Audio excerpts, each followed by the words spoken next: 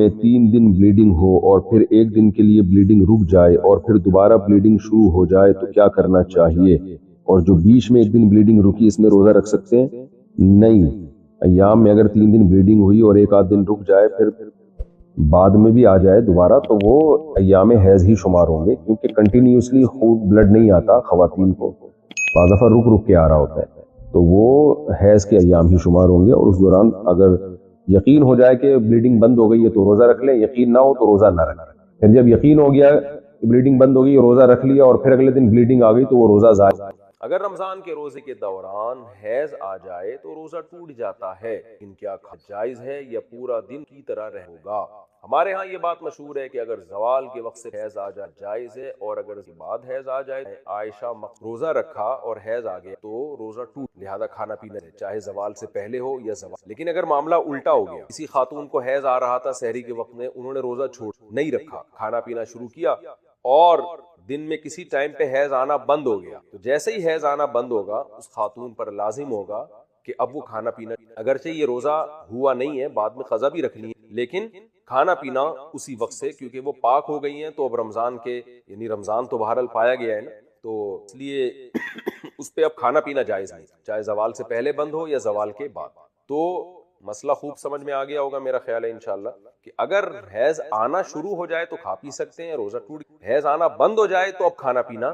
والد کا بیٹے کی کو طلاق معلق دینا، اس سٹائل میں طلاق دل، اللہ بچا، والد نے اسی بات پر قسم دی تمہاری ہونے والی بیوی کو طلاق ہو جائے حالانکہ ابھی بھی ہے تو میرے لیے کیا حکم ہے، مجھے کیا کرنا ہے؟ عبداللہ صاحب بہار دیکھیں، جو عورت آپ کی بیوی بنی نہیں ہے، اصولی طور پر مسئلہ یہ ہے کہ اجنبی عورت کو طلاق نہیں۔ اگر کوئی شخص یہ کہتا ہے کہ فلاں کو طلاق یا فلاں عورت میری بیوی ہے اور اس کو طلاق، حالانکہ وہ اس کی بیوی نہیں، تو طلاق نہیں ہوگی، نکاح کر کے زندگی گزارے، کیونکہ جب ایک عورت آپ کی بیوی بنی نہیں ہے تو وہ طلاق کا محل ہی نہیں۔ لیکن اگر کسی عورت کی طلاق کو معلق کر دیا نکاح کے ساتھ، نکاح کے ساتھ کا مطلب یہ ہے کہ یوں کہا کہ اگر میں نے فلاں خاتون سے شادی کی تو پھر اس عورت کو طلاق، تو پھر شادی کرتے ہی طلاق واقع ہو جائے۔ ایک تو ہوتا ہے نا ویسے ہی کسی اجنبی کو 10 دفعہ بھی کوئی طلاقیں دے دے، تو یہ بات تو مصنف ابن ابی شیبہ، مصنف عبدالرزاق میں بہت سارے صحابہ تابعین کے فتاوی ہے کہ اجنبی عورت کو طلاق نہیں، تو اس سے مراد یہی ہے کہ اجنبی کو بیٹھے بیٹھے کہتے تمہیں طلاق ہے، بھی نہیں ہوگا جب چاہے شادی کر لے اس سے۔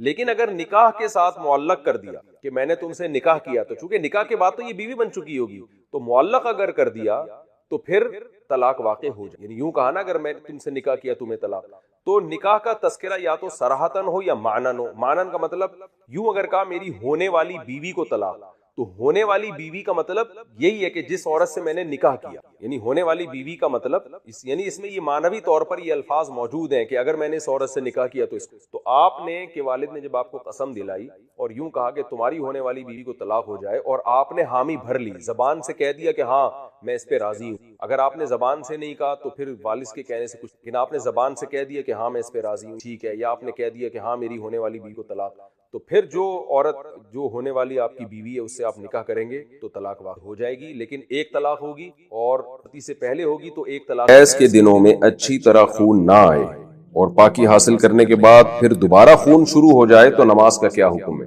کسی خاتون کو بلیڈنگ آئی جن دنوں میں آیا کرتی تھی، اور جو ان کا ٹائم تھا بلیڈنگ کے بند ہونے کا اس کے بعد بھی آتی رہی، تو 10 دن سے پہلے جب بھی خون آئے گا نا، 10 دن سے پہلے اگر وہ خون بند ہو گیا تو یہ کنٹینیو حیض ہی کا خون کہلائے گا۔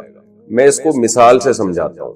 دیکھیں کسی خاتون کی عادت ہے 5 تاریخ سے لے کے ان کو 10 تاریخ تک خون آتا ہے، اگلے مہینے 5 تاریخ کو خون شروع ہوا، 10 تاریخ کے بعد بھی کنٹینیو رہا، 11 تاریخ کو آیا، 12 تاریخ کو آیا، تو یہ کنٹینیو حیض ہی ہے۔ اب اگر 15 تاریخ سے پہلے بند ہو گیا تو اس کا مطلب 10 دن سے پہلے بند ہو گیا، تو جتنے دن میں بند ہوا وہ سارے دن حیض ہی کے کہلائیں گے۔ 7 دن میں بند ہوا تو 7 دن حیض کے۔ اگلے مہینے یہ سمجھا جائے گا بھئی اس خاتون کی عادت چینج ہو گئی، اب 7 دن حیض کے ہو گئے۔ لیکن خوب سمجھ لیں، اگر کسی خاتون کی عادت تھی 5 تاریخ سے لے کے 10 تاریخ تک حیض آنے کی، اب اس مہینے کیا ہوا کہ 5 تاریخ سے لے کے 10 تاریخ تک، پھر 11 کو بھی، 12 کو بھی، 13 کو بھی، 14 کو بھی، 15 کو بھی، اب 10 دن ہو گئے، 10 دن کے بعد 16 کو بھی خون آیا ہے، اس کا مطلب 10 دن سے زیادہ آ گیا، تو 10 دن سے زیادہ کبھی بھی حیض نہیں ہوتا۔ تو یہ اس کی علامت ہوگی کہ یہ جو ان کی عادت تھی نا 5 دن خون آنے کی، وہ تو خون کے دن کہلائیں گے. 5 دن سے زیادہ جو خون آیا ہے وہ خون استحاضہ کا کہلائے گا. لہذا اس میں جو نمازیں انہوں نے چھوڑی ہیں ان کی قضا ان پر لازم ہوگی. جیسے 5 تاریخ کو خون آیا، 10 تاریخ کو بند ہونا تھا، عادت ان کی یہی تھی کہ 10 تاریخ کو بند ہو جاتا تھا، اس دفعہ نہیں ہوا. تو اگر 10 دن تک کنٹینیو خون آتا رہا، یعنی 15 تاریخ تک خون آتا رہا اور 15 تاریخ سے تجاوز کر گیا، تو پھر یہ سمجھا جائے گا کہ یہ سارا اضافی خون یہ استحاضے کا ہے، یہ حیض کا نہیں ہے. لہذا 5 دنوں میں جو اضافی نمازیں چھوڑی ہیں انہوں نے، وہ نمازیں ان کو لوٹانی پڑے گی، قضا کرنی پڑے گی. اور اگر 15 تاریخ سے پہلے بند ہو گیا تو اس کا مطلب کنٹینیو 10 دن سے زیادہ نہیں آیا، 10 دن سے پہلے بند ہو گیا تو وہ سارے حیضی کا خون کہلائے گا. تسہیل بہشتی زیور کتاب خواتین کو چاہیے گھر میں رکھیں حیض و نفاس کے مسائل سمجھنے کے لیے. حیض و نفاس کے مسائل ایک دفعہ اچھی طرح سے سمجھ لیں تو بہت اس میں خواتین کو مہارت ہو جاتی ہے. تو بہشتی زیور میں بڑے آسان انداز سے لکھے ہوئے ہیں حیض و نفاس کے مسائل. آج کل شرعی مسائل کی طرف لڑکیوں کی توجہ ہی نہیں ہے. ڈاکٹر بن رہی ہیں، انجینئر بن رہی ہیں، طہارت کے حکام اسلام تو آپ کو طہارت کے حکام بھی بتاتا ہے نا. تو آپ کو میڈیکل کالج میں تھوڑی بتائی جائیں گے یہ حیض و نفاس کے شرعی حکام کیا ہیں. تو یہ تو میڈیکل سائنس کا ٹاپک ہی نہیں ہے، نہ یہ آپ کو فزکس کیمسٹری میں یہ چیزیں سکھائی جائیں گی. یہ چیز شرعی حکام ہے. نماز کا طریقہ کیا ہے، غسل کا طریقہ کیا ہے، یہ ڈاکٹر تھوڑی بتائیں گے آپ کو. ڈاکٹر کی نظر میں تو ڈیٹول سے نہا لو، پانی سے نہا لو، ایک ہی بات ہے، دونوں میں جراثیم مر جاتے ہیں. لیکن اسلام یہ کہتا ہے آپ کو پانی سے نہانا پڑے گا، غسل پانی سے کرنا پڑے گا آپ کو. تو اس لیے حیض و نفاس کے مسائل خواتین سیکھیں. دینی تعلیم اتنی حاصل کرنا فرض ہے جس کا آپ کے روزمرہ کے شرعی مسائل سے تعلق ہے. طلب العلم فریضۃ علی کل مسلم و مسلمہ. نبی نے فرمایا کہ ہر مسلمان مرد اور عورت پر علم کا سیکھنا فرض ہے. تو اس کی تشریح میں علماء کہتے ہیں آپ کو جن مسائل کی روزمرہ ضرورت پیش آتی ہے، چاہے مرد ہو یا عورت، تو وہ علم آپ پر سیکھنا فرض ہے. تو حیض و نفاس تو خواتین کو واسطہ پڑتا ہے اس سے، تو لہذا ان پر لازم ہے کہ وہ یہ مسائل سیکھیں. اور بہشتی زیور رکھ لیں. تسہیل بہشتی زیور جامع ترشید نے بہشتی زیور کو آسان کر کے چھاپا ہے. وہ میرے دل میں ایک بہت معبود کی عبادت چھڑوانے کے لیے کچھ کرنا پڑتا ہے. معبود کی عبادت یہ تو فطرت ہے، ہر دور میں انسان نے کسی نہ کسی خدا کو پوجا ہے. سمجھ رہے ہو کہ نہیں سمجھ رہے؟ بہت کم لوگ دنیا میں ایسے گزرے جنہوں نے سرے سے پیدا کرنے والے کے وجود کا ہی انکار کیا. ایسے لوگ بہت تھوڑے گزرے، آج بھی تھوڑے ہیں. دنیا کے 2 بڑے مذاہب ہیں، اسلام اور عیسائیت، پھر ایک یہودیت ہے، پھر ہندو ہیں، پھر سکھ ہیں، بدھسٹ ہیں. یہ سب کسی نہ کسی خدا کو مانتے ہیں. مسلمان، یہودی اور عیسائی وہ تو ایک ہی کو مانتے ہیں، اللہ کو مانتے ہیں. باقیوں کا اپنا اپنا حساب ہے. لیکن انسان کی فطرت ہے کہ وہ بنانے والے سے، اس کائنات کو چلانے والے سے محبت کرتا ہے. لیکن مسئلہ یہ ہے کہ اس کو محبت کے اظہار کا طریقہ آتا نہیں. 2 گڑبڑیں ہوتی ہیں. محبت تو فطری چیز ہے. جب تک انسان اپنے بنانے والے سے محبت نہیں کرتا اس کو سکون نہیں ملتا. 2 گڑبڑیں انسان سے کیا ہوتی ہیں؟ ایک یہ کہ اپنے معبود کو تلاش کرنے میں غلطی کر لیتا ہے. دیکھو اس کی ایک مثال دیتا ہوں. جیسے میاں بیوی کو خواہش ہوتی ہے نا اولاد کی، یہ فطرت ہے یا نہیں ہے؟ انسان جب ایک عمر تک پہنچتا ہے تو اس کا دل چاہتا ہے کہ میرے بھی بچے ہوں، میں ان سے ایسی محبت کروں جیسے والدین اپنے بچوں سے محبت بولو بھائی کرتے ہیں، ان سے دل بہلاتے ہیں. جب تک چھوٹا ہوتا ہے تو دل چاہتا ہے میرے والدین ہوں. اگر والدین نہیں ہوں گے تو احساس کمتری کا شکار ہوتا ہے. کہیں گے ان کے بھی ابو ہیں، ان کی بھی امی ہیں، فلاں کے بھی ابو ہیں، پپو کی بھی، منو کی بھی، مٹھو کی بھی، میں کیا ہوں؟ میرے ابا اما یا تو ابا شاٹ ہیں، یا اگر بچپن میں انتقال کر جائیں تو بچے کو تھوڑا سا احساس ہوتا ہے میرے ابا نہیں. بچپن میں اسے کس کی محبت چاہیے؟ باپ کی اور ماں کی. نہیں ملتی کسی اور کو باپ بنا لیتا ہے یا کسی انٹی کو ماں بنا لیتا ہے. ہوتا ہے کہ نہیں ہوتا؟ آپ میری امی کی طرح ہیں. اسی طرح جب انسان ایک حد جوانی کی دہلیز پہ قدم رکھتا ہے، اس کا نکاح ہوتا ہے تو اس کی خواہش کیا ہوتی ہے؟ میری کیا ہو؟ اولاد. اگر اس کو اس کی اولاد نہیں ملتی تو عام طور پر کسی کو لے پالک بنا کے اس سے ایسی محبت کرتے ہیں جیسے اولاد سے کی جاتی ہے. بیٹا بنا لیتے ہیں، بیٹی بنا لیتے ہیں. ایسے محبت کرتے ہیں جیسے اولاد سے محبت بولو بھائی کی جاتی ہے، حالانکہ وہ اس کی اولاد نہیں ہوتی، لیکن اپنی خواہش کو پوری کرنے کے لیے اب لوگ ان پر اعتراض کریں بھائی تم اس سے ایسے محبت کر رہے ہو جیسے تمہاری سگی اولاد ہے، حالانکہ یہ تو تمہاری اولاد ہے۔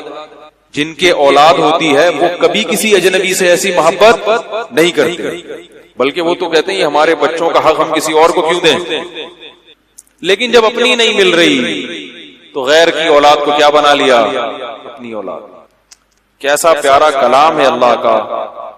یہی بات اللہ نے قرآن میں فرمائی کہ ان فی اختلاف اللیل والنہار ومن الناس من یتخذ من دون اللہ اندادا، بہت سے لوگ ایسے ہیں جن کو اللہ نہیں ملتا تو اللہ کے علاوہ کسی اور کو معبود ٹھہرا لیتے ہیں، یحبونہم کحب اللہ، پھر ان سے ایسے محبت کرنا شروع کر دیتے ہیں جیسے اللہ سے کی جاتی ہے۔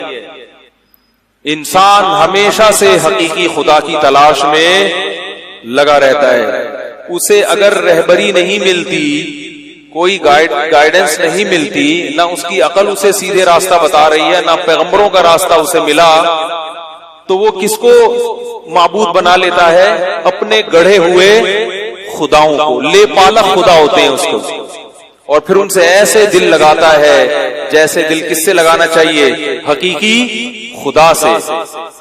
والدین اگر کسی، یہ آج ہم نے آیت پڑھی ہے تراویح میں، وَمِنَ النَّاسِ، اللہ شکایت کر رہے ہیں، شکوہ کر رہے ہیں، وَمِنَ النَّاسِ، فرمائے لوگوں میں بہت سے ایسے ہیں، مَن يَتَّخِذُ مِن دُونِ اللَّهِ اندادا، اللہ کو چھوڑ کے اللہ کا مثل تراش لیتے ہیں، اللہ جیسا کسی کو ٹھہرا لیتے ہیں، يُحِبُّونَهُمْ، پھر ان تراشے ہوئے خداؤں سے، ان کریٹڈ، ان بنائے ہوئے خداؤں سے ایسے محبت کرنے لگتے ہیں کحب اللہ، جیسے محبت کس سے کی جاتی ہے؟ اللہ سے۔ بالکل ایسا ہے جیسے والدین کو جب سے اپنی اولاد نہیں ملتی تو کسی اور کو اولاد بنا کر اس سے ایسے محبت کرتے ہیں جیسے حقیقی بچوں سے محبت کی جاتی ہے۔ اس میں تو اشکال نہیں ہے، اس لیے کہ ان کو حقیقی اولاد ملی نہیں۔ اللہ کہتے ہیں تمہارا تو حقیقی الہ موجود ہے، وہ کبھی بھی اسے نہ اونگ آتی ہے نہ نیند آتی ہے، وہ کبھی بھی فنا نہیں ہوگا۔ تو جب حقیقی معبود ہے تو تمہیں کیا ضرورت ہے کہ اس حقیقی خدا کو چھوڑ کر تم اپنے بنائے ہوئے خداؤں سے ایسے محبت کرنا شروع کر دو جیسے اللہ سے محبت کی جاتی ہے۔ تو غیر مسلم دو اندھیروں میں ہے، ایک اسے حقیقی اللہ، حقیقی معبود ملتا نہیں ہے، جب نہیں ملتا تو وہ اپنے باپ سے پوچھتا ہے کہ خدا کون ہے۔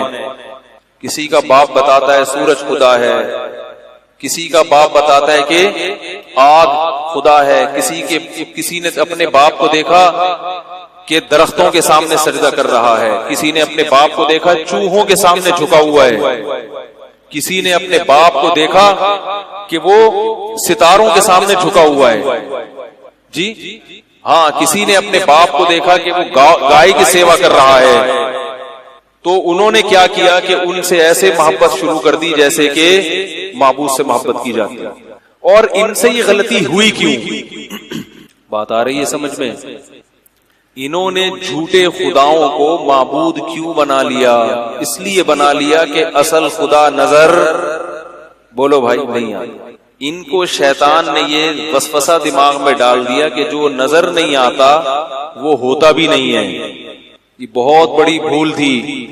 قرآن میں اللہ نے کہا کہ اللہ کے نظر نہ آنا یہی اس کے معبود ہونے کی دلیل ہے۔ لا تدرکہ الابصار، اس لیے کہ وہ تمہاری عقل سے بالا تر ہے، وہ خالق ہے، وہ انسان نہیں ہے کہ تمہاری آنکھیں وہاں تک پہنچ جائیں اور تمہاری آنکھیں اس کا ادراک کر لیں، وہ تمہاری آنکھیں اس کا احاطہ کر لیں۔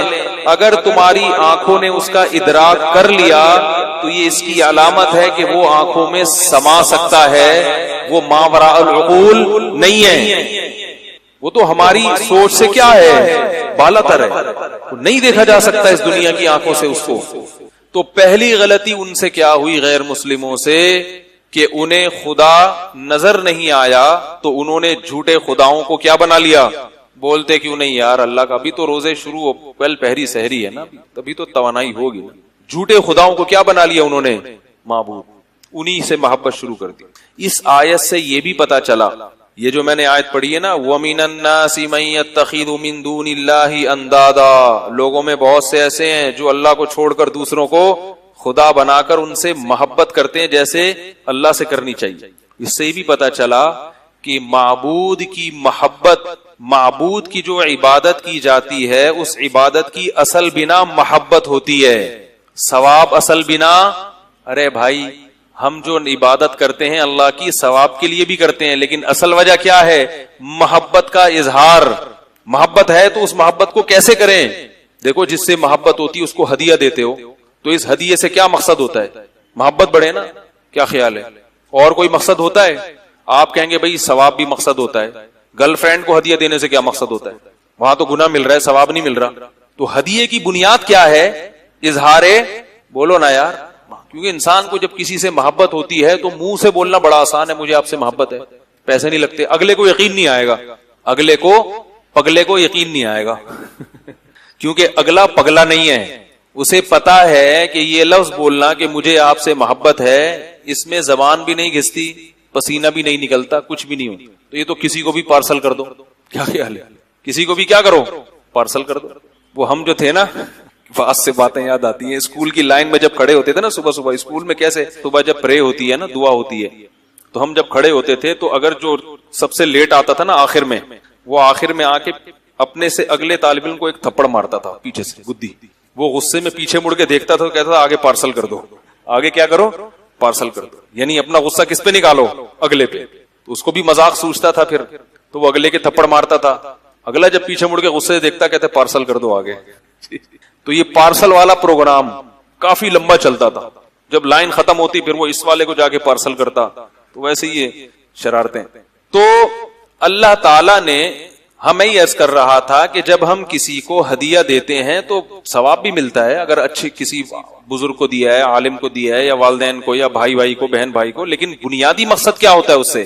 اظہار محبت یا سامنے والے کا اکرام. تو محبت ہے، کبھی اکرام مقصد ہے. حالانکہ بعض دفعہ آپ کو یقین ہوتا ہے کہ یہ واپس نہیں ملے گا. شادی بیاہ میں جو لفافے دیے جاتے ہیں ان میں تو یہ ہوتا ہے کہ جب ہماری شادی ہوگی تو یہ شکر ہے میں نے کسی کو لفافے نہیں دیے، کیونکہ پھر 4 دفعہ ان کو واپس کرنے پڑتے ہیں. میں کسی کو شادی میں لفافے نہیں دیتا، ان کا فائدہ ہے اس میں، ورنہ وہ ساری زندگی لفافے ہی دیتے رہتے بیٹھ کے. کتنی اللہ کی رحمت ہو گئی. لوگ کہتے ہیں یار آپ جب شادی میں آؤ تو لفافہ نہیں دیتے، تو شکر کرو نہیں دیا ہم نے لفافہ. سمجھ رہے ہو؟ خیر، تو ہدیے میں یہ بھی مقصد نہیں ہوتا کہ واپس ریٹرن ہو. تو یاد رکھو اللہ نے قرآن میں کیا فرمایا کہ وَمِنَ النَّاسِ مَن يَتَّخِذُ مِن دُونِ اللَّهِ أَندَادًا، لوگوں میں بہت سے ایسے ہیں جو اللہ کو چھوڑ کر معبود بناتے ہیں پھر ان سے محبت کرتے ہیں. کیا مطلب؟ معبود بنانے کی بنیادی وجہ کیا تھی؟ کسی اس سے، دیکھو انسان کو مختلف لوگوں سے مختلف طرح کی محبتیں ہوتی ہیں. جیسی محبت بیوی سے ہوتی ہے اولاد سے نہیں ہوتی، جیسی اولاد سے ہوتی ہے ماں باپ سے. تبھی کوئی کسی کا آلٹرنیٹ نہیں ہے. اماں بیوی کا متبادل نہیں ہے، اور بیوی اماں کا متبادل. اماں مر جائے تو آدمی بیوی کو دیکھ کے خوش ہوتا رہتا، چلو بیوی تو ہے بھائی، اماں گئی. ممکن ہے کسی محلے سے بوڑھی عورت کو گھر میں لے آئے یا اپنی خالہ کو اماں بنا دے. کیا خیال ہے؟ اور بیوی مر جائے تو یہ نہیں سوچ کے مطمئن ہوتا چلو اماں تو ہیں. میرا خیال ہے آپ لوگ اسی پہ چل رہے ہیں آج کل. آپ لوگ کو تو کچھ ہو ہی نہیں رہا. بھائی بیوی مر جائے تو یہ سوچ کے تھوڑی صبر کرتا ہے کہ چلو اماں تو ہیں. بھائی اماں ہے، بیگم کیا ہوتی ہے؟ اولاد اگر نہ ہو تو یہ سوچ کے صبر نہیں کرتا چلو بیگم تو ہے. بھائی اولاد کی الگ نعمت ہے، بھائی بہنوں کی. اسی لیے میں کہتا ہوں کہ اب والدین کو نسل بڑھانی چاہیے، کیونکہ جیسے آپ کو اولاد کی ضرورت ہے، آپ کی اولاد کو بھائی بہنوں کی بھی ضرورت ہے. آپ نسل روک کر اپنے اوپر بھی ظلم کر رہے ہو اور اپنی اولاد کو بھائی بہنوں کی نعمتوں سے بھی بولو بھائی محروم کر رہے ہو. کل جب آپ مر جاؤ گے تو یہی بھائی بہن ہو. دیکھو میرے والدین نہیں ہیں، آج ہم بھائی بہن اکٹھے ہوتے ہیں. اگر میرا ایک بھائی ایک بہن ہوتی میری زندگی میں رنگینی نہیں ہوتی. میرے بھائی بہن الحمدللہ کثرت جاتا ہوں، وہ لوگ آتے ہیں ہمارے گھر، گیدرنگ ہوتی ہے، ان کے بچے وہ آپس میں کزن کھیلتے ہیں آپس میں. تو والدین نسل روک کر اپنی اولاد پہ بھی کیا کرتے ہیں؟ ظلم. بھائی بہنوں سے الگ قسم کی محبت، چچا خالہ سے بولو نا یار الگ محبت. ماموں ہوتے ہیں، کہتے ہیں لوگ، کہتے ہیں ارے ماموں کیا حال ہے؟ اپنے دوستوں کو بھی کہتے ہیں نا ماموں. کیوں؟ ماموں کے لفظ میں جو مزہ ہے وہ چاچو میں نہیں ہے, اس کو ماموں کہتے ہیں. ماموں میں تھوڑا سا پیار ہے, چاچو میں تھوڑا سا کیا ہے, ددیال ہے نا, ددیال تھوڑا سا ماشاءاللہ لگا کے رکھتا ہے, تو ماموں کہتے ہیں لوگ پیار سے ماموں. چاچو کے لفظ میں وہ پیار نہیں ہے. چاچو تھوڑے سے پخروٹی ہوتے ہیں, تھوڑا سا تربیت, ددیال ہے نا تو اس میں غصہ زیادہ ہے. ماموں میں کیا ہے, تھوڑی سی نرمی ہوتی ہے اس میں, تبھی محبت سے کہتے ہیں ارے ماموں کیا ہو رہا ہے آج کل. دوستوں کو کہتے ہیں نا ایک دوسرے کو, اور وہی ماموں کیسے چل رہے ہو. میں نے تو سنا ہے, آپ لوگوں نے پتہ نہیں سنا کہ نہیں سنا. تو اسی طرح یاد رکھو, رب سے جیسی محبت کی جاتی ہے ویسی کسی سے محبت نہیں کی جاتی. ہمیں ایک رب بھی چاہیے جو سب سے برتر ہو, جس کو راضی کرنے میں ہم زندگی کھپا دیں. اصل وہ ہو, باقی تمام محبتیں اس محبت کے تابع ہوں. دنیا میں جو بے سکونی کی سب سے بڑی وجہ ہے, لوگوں نے کسی کو رب نہیں بنایا, اور اگر بنایا ہے تو جھوٹے ربوں کو, اپنے جیسے انسانوں کو خدا بنا لیا. رب سے کیسی محبت کی جاتی ہے, کیونکہ رب سب سے برتر ہے. ہمیں باپ اور ماں کی نعمت دینے والا رب, ہمیں اولاد کی نعمت دینے والا رب, بیوی کی نعمت دینے والا رب. هو الذی جعل لکم من انفسکم ازواجا, اللہ فرماتے ہیں یہ میں ہوں جس نے جوڑوں کی شکل میں پیدا کیا, مرد اور عورت کی شکل میں. سب ایک جنس کا بنا دیا جاتا تو نہ عورت کو شوہر کی محبت ملتی, نہ شوہر کو عورت کی محبت ملتی, بیوی کی محبت ملتی. سب رشتے کس نے بنائے؟ اللہ نے. تو ہمیں پھر ایک رب چاہیے, ایسا رب جس سے ایسی محبت کرے کہ جیسی محبت دنیا میں کسی سے, بولو بھائی, نہیں کی جاتی. جی جناب فرمائیے. خوشبو لگا رہے ہیں, اللہ خیر کرے, جیب کی طرف نہیں جائیے گا. وہ کچھ دن پہلے ایک جزاک اللہ, وہ ایک قاری صاحب ہیں بہت بڑے, قاری سعد نعمانی صاحب کا نام سنا ہے نا, بڑے قاری ہیں, بڑے ماشاءاللہ اچھی طبیعت کے, خوش اخلاق ہیں. جب بھی کراچی آتے ہیں تو کوشش میں کرتا ہوں ان سے ملاقات کروں.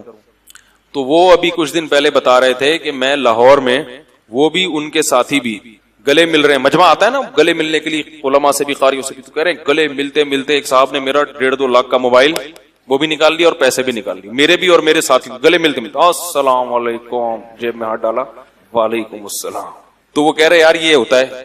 تو وہ مجھے کہنے لگے جیبیں خالی کر کے جائے کریں جہاں بھی جائے کریں, گلے مل, آپ کو نہیں کہہ رہا, آپ تو ماشاءاللہ اچھے ہیں. ایک یہ واقعہ مجھے یاد آ گیا, ابھی تو میری جیبیں الحمدللہ سب کچھ ہے.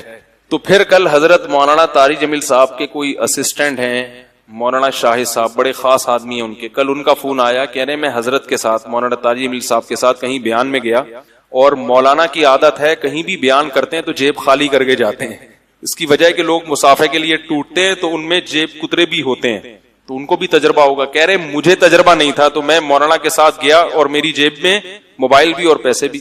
تو کل ان کا فون آیا کہ گلے ملنے والوں نے جیب صاف کر دی. ٹھیک ہے, ایسا بھی ہوتا ہے. خیر, تو میں یہ عرض کر رہا تھا کہ دیکھو انسان کو جیسے ایک باپ چاہیے, ماں چاہیے, اولاد چاہیے, بیوی چاہیے, عورت کو شوہر چاہیے, ایسے ہی ہم سب کو ایک رب بھی چاہیے.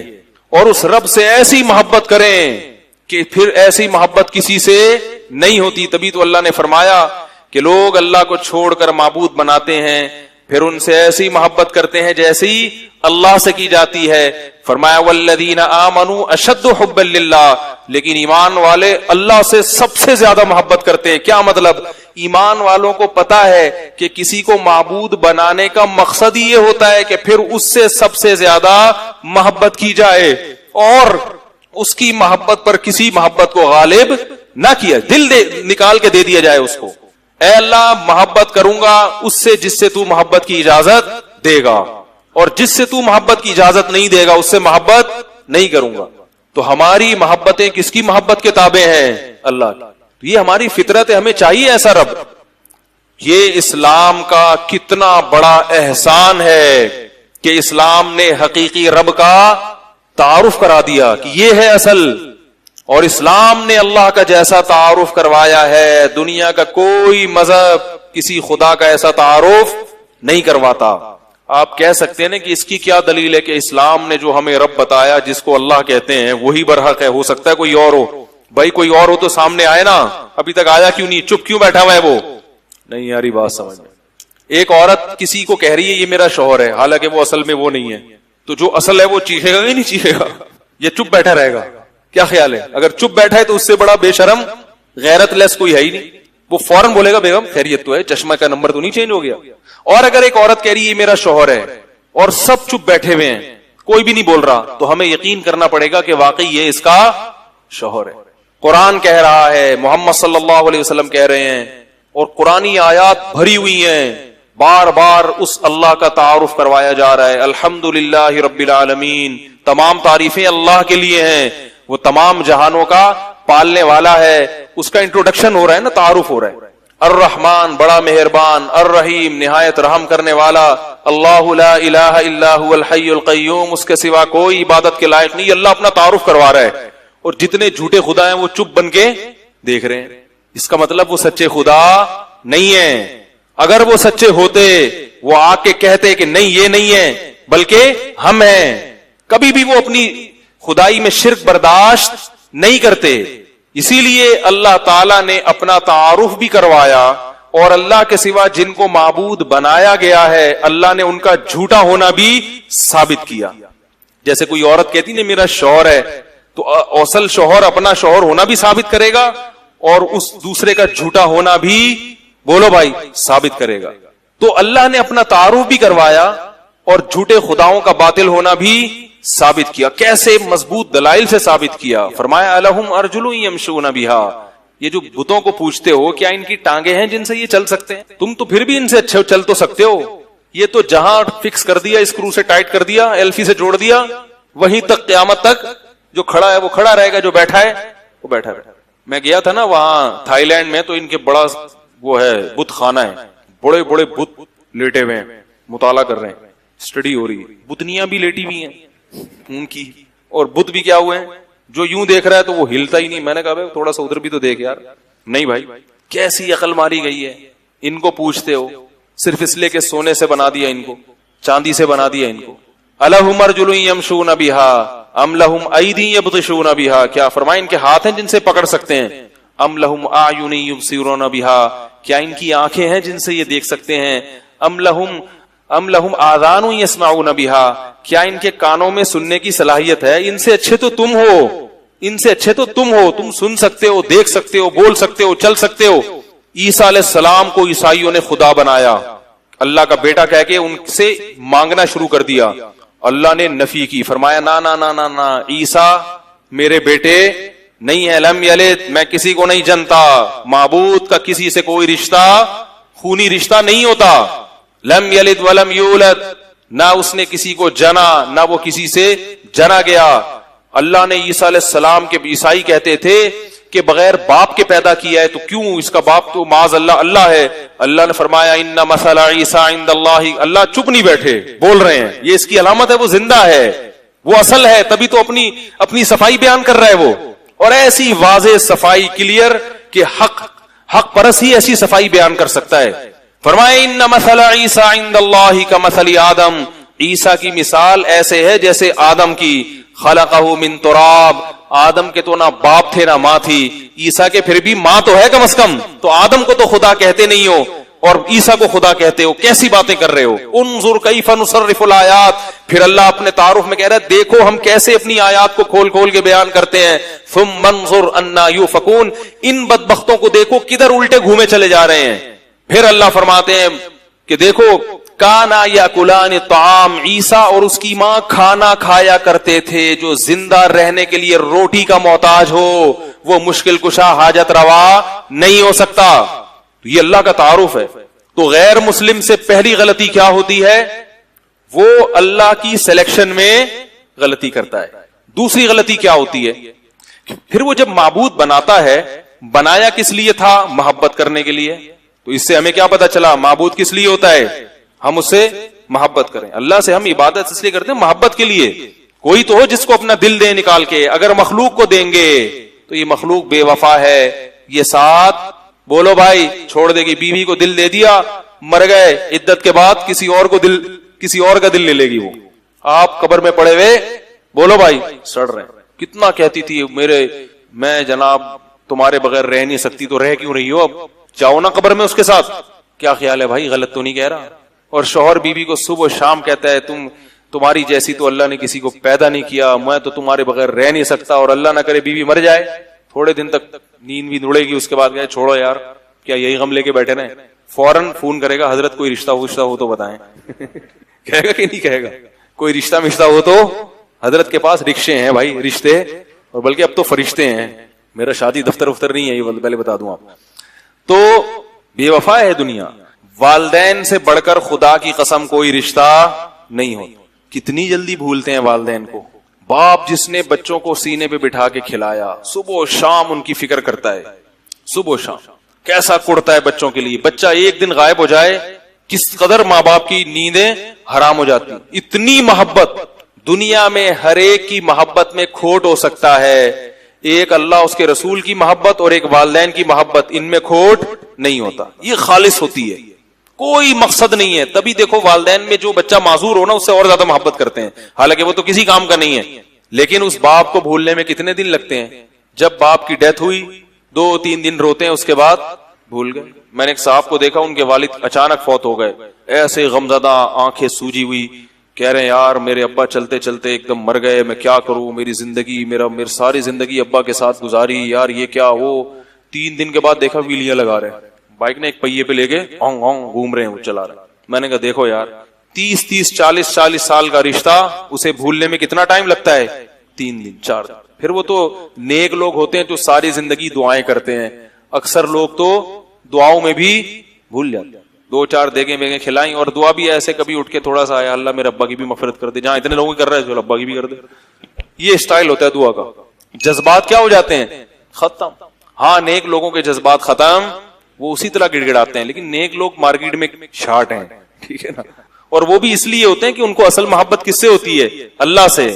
تو اللہ کی محبت ہے تو وہ پائیدار ہے، تو اس کی وجہ سے مخلوق سے محبت ہوگی تو وہ محبت بھی پائیدار. آپ صلی اللہ علیہ وسلم کی زوجہ جو تھی نا حضرت خدیجہ، آپ صلی اللہ علیہ وسلم سے 15 سال عمر میں بڑی تھی اور 2 دفعہ بیوہ ہو گئی تھی. ایک عورت بیوہ بھی ہو اور کتنی دفعہ؟ 2 دفعہ، اور آپ سے عمر میں 15 سال زیادہ بھی ہو اور آپ کی اس سے ہو جائے شادی، تو آپ کہو گے یار کر لی مجبوری تھی، یہی کہو گے نا. اور اگر وہ مر گئی تو آپ کہو گے چلو خود سے ہی دنیا سے چلی گئی تاکہ اب کوئی اچھا رشتہ تلاش کروں گا. اور اگر وہ بیوہ مر گئی اور اس کے بعد آپ کو کوئی خوبصورت کنواری لڑکی بھی مل جائے، پھر تو اس بیوہ کو کبھی بھی یاد بولو بھائی نہیں کرو گے. لیکن نبی صلی اللہ علیہ وسلم 25 سال کے جوان تھے اور بیوہ عورت سے شادی کی ہے، 2 دفعہ بیوہ ہونے والی، اور عمر میں 15 سال بڑی، اور آپ کنوارے خوبصورت جوان. اور پھر ان کی ڈیتھ کے بعد، ان کے انتقال کے بعد کنواری سے بھی نکاح ہوا، طلاق یافتہ سے بھی ہوا، جوان سے بھی ہوا. مگر اس کے باوجود جتنا زیادہ آپ صلی اللہ علیہ وسلم نے حضرت خدیجہ کو یاد رکھا ہے اتنا کسی زوجہ کو یاد نہیں رکھا. کیوں؟ حضرت خدیجہ سے محبت کس کی وجہ سے تھی؟ ارے بولو نا یار، اللہ کی وجہ سے. پتا چلا اللہ کی وجہ سے اگر مخلوق سے محبت ہوگی تو وہ محبت بھی پائیدار ہوتی ہے، کیونکہ اس محبت میں نفس کی آمیزش نہیں ہوتی، وہ پائیدار محبت ہے. تبھی تو حضرت عائشہ بھی حیران ہوتی تھی کہ یا رسول اللہ آپ ابھی تک خدیجہ کو یاد کرتے ہیں، سرخ جبڑے والی بوڑھی عورت، اللہ نے آپ کو جوان عورتیں دے دی، اس کو نہیں بھولتے آپ. آپ صلی اللہ علیہ وسلم غضبناک ہو جاتے یہ بات سن، غضبناک ہو جاتے. اور پھر حضرت خدیجہ کی تعریف میں اور تعریفیں کرتے. حضرت عائشہ فرماتی ہے مجھے جتنی غیرت خدیجہ سے آتی تھی اتنی کسی اور سے بولو بھائی نہیں آتی. دیکھو کسی کی 2 بیویاں ہوں خوبصورت ہوں، ایک بدصورت ہو ایک خوبصورت ہو، 4 ہو فرض کرو، تو ان میں ایک سب سے زیادہ خوبصورت ہو، تو بدصورت بیوی کو سب سے زیادہ جیلسی کس سے ہوگی؟ خوبصورت سے. اور جو اس سے بھی زیادہ بدصورت ہے اس کو کہے گی اچھا یہ بھی ہے تاکہ ان کو دیکھیں گے تو میرے میاں مجھے دیکھ کے خوش ہوں گے. ایسا ہی ہوتا ہے نا بھائی. ایک آدمی کی 4 بیوی ہیں فرض کرو، ایک بیوی بہت خوبصورت ہے اور ایک واجبی ہے، ایک تھوڑی واجبی سے کم، اور ایک بالکل بولو بھائی بدصورت. تو جو بہت خوبصورت ہے اس کو بالکل بدصورت سے حسد ہوگا؟ بولو بھائی نہیں ہوگا، بلکہ وہ خوش ہوگی. وہ کہے گی کہ اچھا میرا میاں جب اس کو دیکھے گا نا تو پھر جب مجھے دیکھے گا تو میری قدر ہوگی. ٹھیک ہے نا، کمپیئر کرے گا. تو لیکن حضرت عائشہ کا معاملہ کیا ہے؟ برعکس ہے. حضرت عائشہ فرماتی ہے مجھے کسی زوجہ سے حسد، یعنی غیرت کا مطلب کیا ہے کہ سوکنوں میں جو ایک ہوتا ہے ایک فطری طور پر. حالانکہ آپ صلی اللہ علیہ وسلم کے نکاح میں حضرت زینب بھی تھیں، خوبصورت خاتون تھیں، آپ کی پھوپھیزاد بہن تھی. لیکن حضرت عائشہ فرماتی ہے مجھے سب سے زیادہ غیرت کس پر آتی تھی؟ خدیجہ پر، کیونکہ نبی کے دل سے خدیجہ نکل نہیں رہی تھی. مجھے پتا تھا کہ خدیجہ کی جگہ نبی کے دل میں سب سے زیادہ ہے، سب سے زیادہ ہے. یہ میں دل میں جگہ بناتی ہوں نبی کے، مگر اتنی ہی جگہ کس نے بنائی ہوئی ہے؟ خدیجہ نے بنائی. تو کیوں؟ اس لیے کہ حضرت خدیجہ رضی اللہ تعالی عنہا سے نبی کو محبت کس کی وجہ سے تھی؟ اللہ. کیوں؟ حضرت خدیجہ نے نبی کا ساتھ اس وقت دیا جب کوئی نبی کا ساتھ دینے کے لیے تیار، بول لو نا یار، نہیں تھی. پہلی خاتون ہیں جنہوں نے نبی کی تصدیق کر کے ایمان لائیں، ورنہ بیوی اتنی جلدی کسی کی بزرگی سے متاثر، او بھائی آپ امام مہدی بن گئے، فرض کرو، ٹھیک ہے، ایک فرض کرو، بننا جانا کہیں. آپ کو محلے والے کہیں گے امام مہدی، گھر میں جاؤ گے پٹو گے، بیوی کہے گی تو امام مہدی کہاں سے آ گیا ہے. میں اکثر واقعہ بتاتا ہوں نا، ایک بزرگ تھے وہ بڑی کرامتیں دکھاتے تھے، تو ان کی بیوی مانتی نہیں تھی ان کو، بولتی یہ فراڈی آدمی. بھیس بدلا اور بھیس بدل کے ہوا میں اڑتے ہوئے گئے اپنے گھر سے نا. تو جب نیچے اترے بیوی کے پاس آئے، بیوی نے کہا دیکھو یہ ہوتے ہیں بزرگ، کیسی کرامتیں ہوا میں اڑتے ہوئے جا رہے ہیں. بڑے خوش ہوئے. بیگم نے آج تو بزرگ مانا. کہنے لگے بیگم وہ میں ہی تو تھا. کہتی اچھا جبھی ٹیڑے ٹیڑے سے اڑ رہے تھے، جبھی کیا کر رہے تھے؟ ٹیڑے میڑے سے یوں کر کے جا رہے تھے. تو آپ صلی اللہ علیہ وسلم کو جب پہلی مرتبہ وحی نازل ہوئی، آ کے حضرت خدیجہ سے بتایا کہ یہ کیا ہوا ہے میرے ساتھ. حضرت خدیجہ نے فرمایا کلا تحمل الکل، فرمایا اللہ آپ کے ساتھ کوئی برا معاملہ نہیں کر سکتا. آپ غریبوں کو کھانا کھلاتے ہیں، آپ بیوہ عورتوں کی مدد کرتے ہیں، آپ صادق اور امین ہیں. آپ کے یہ کارنامے، یہ فرشتہ ہے، یہ کوئی شیطانی تصرف. اور پھر اپنے رشتہ دار کے پاس لے کر گئیں، ان سے گواہی دلوائی. سب سے پہلے ایمان لانے والی آپ کی زوجہ. پھر قرآن کہہ رہا ہے وَوَجَدَكَ عَائِلًا فَأَغْنَا، ہمارے نبی مسکین تھے، غریب تھے. حضرت خدیجہ کی وجہ سے آپ کی غربت اور مسکنت دور ہو گئی. حضرت خدیجہ مالدار تھیں، شوہر کے ساتھ تعاون کیا انہوں نے، نہیں یاری بات. تو یہ دو انعامات. پھر ان سے اولاد بھی تھی. نبی صلی اللہ علیہ وسلم حضرت خدیجہ سے محبت کا ایک وجہ یہ بھی بیان کرتے تھے کہ میری ان سے کیا ہے؟ اولاد ہے. پتہ یہ چلا کہ بیوی سے اولاد ہونا یہ اس کی علامت ہے کہ یعنی اس سے میاں بیوی میں جو غیرت مند ہو ان میں محبت. کیونکہ انسان کو بعض دفعہ اس لیے بھی بیوی اچھی لگتی ہے کہ بھئی میرے بچے ہیں اس سے، اس وجہ سے بھی. بچوں کی کیا ہے؟ یہ ماں ہے. تو نبی فخر کیا کرتے تھے کہ اللہ نے مجھے اولاد، حالانکہ بیٹیاں تھیں بیٹے نہیں تھے، بیٹیاں دی ہیں کس سے؟ خدیجہ سے دی ہیں. اس پہ آپ صلی اللہ علیہ وسلم فخر کیا کر. باقی کسی وجہ سے اولاد نہیں ہوئی، یعنی اولاد ہوئی تو پیدا ہو کے دنیا سے چلی گئی. بیٹیاں کس سے ہوئی ہیں؟ حضرت خدیجہ سے ہوئی. فخر کیا کرتے تھے اس پہ. تو یہ محبت کس کی وجہ سے تھی؟ اللہ کی وجہ سے. یہ محبت برقرار رہتی ہے. باقی ساری محبتیں کیا چلی جاتی ہیں؟ کہاں چلی جاتی ہیں؟ وہی سب بھول جاتے ہیں سب کیا تھا. تو میں یہ عرض کر رہا تھا، جلدی سے بات کو مکمل کروں، کہ غیر مسلم بیچارے کو اصل خدا ملتا نہیں ہے. دل دینے کا دل چاہتا ہے کہ ہم بھی کسی کو معبود بنائیں، کسی کے سامنے جھکیں. یہ فطرت ہے انسان کی. ایک تو صحیح خدا نہیں ملتا، غلط کو خدا بناتے ہیں. پھر ان کو یہ بھی نہیں پتا کہ اس سے محبت کے اظہار کا طریقہ کیا ہے. سمجھ رہے ہو نا؟ اس سے محبت کے اظہار کا طریقہ کیا ہے. اپنے اخپل طریقے سے خداؤں کی عبادت کر رہے ہیں. پریشان ہے نا، کوئی ہدایت نہیں، کوئی رہنمائی نہیں ہے. کسی نے کیا کیا کہ وہ لا کے اس پہ دودھ چڑھا دیتے ہیں، پتہ نہیں کیا کیا کرتے ہیں، مجھے تو پتہ نہیں. کوئی ہار، کوئی مٹھائی رکھ دیتے ہیں صبح صبح. ہندو لوگ صبح گھر سے نکلنے سے پہلے اپنے بھگوان کے سامنے مٹھائی رکھتے ہیں. وہ سمجھتے ہیں اس سے بھگوان کیا ہو جائے گا، کیونکہ اب ان کے پاس کوئی طریقہ نہیں ہے، پتہ نہیں چل رہا. لیکن فطرت ہے انسان کی کہ معبود کو خوش کرنا ہے.